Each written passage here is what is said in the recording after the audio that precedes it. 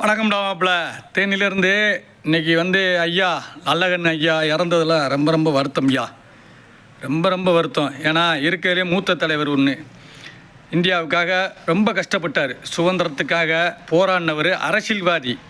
அந்த அரசியல்வாதிங்கிறதுலேயும் நல்லகண்ணு தாத்தாவை பார்த்துட்டு கற்றுக்கிறணும்.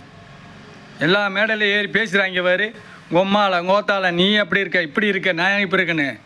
நல்லகண்ணு ஐயாவோட மீட்டிங்கோ நல்லகண்ணு தாத்தாவோட இதையோ அரசியலையும் போய் பார்த்தீங்கன்னா எந்த அரசியல்னாலும் அரசியல்வாதினா இப்படித்தான் இருக்கணுங்கிறது கற்றுக்கிறவங்க.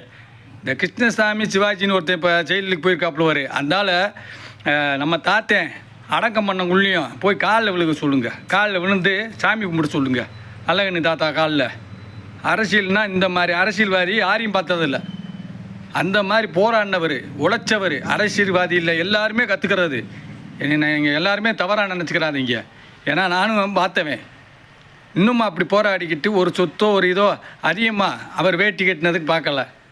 ஏன்னா இன்னொரு காமராஜர் ஐயாவைத்தான் தெரியும். ஆனால் இருக்கிறதுலே இவர் தான் பெரிய காமராஜர் ஐயான்னு சொல்லுவேன். யார்?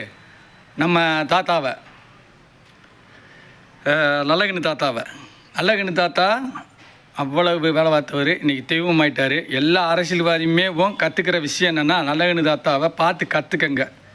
ஆமாய்யா, அவர் ஆத்மா சாந்தி அடையட்டும். வணக்கம்டா மாப்பிள்ளை. தேனியிலேருந்து நான் தவறாக பேசியிருந்தேன்னா மன்னிச்சுக்குங்க.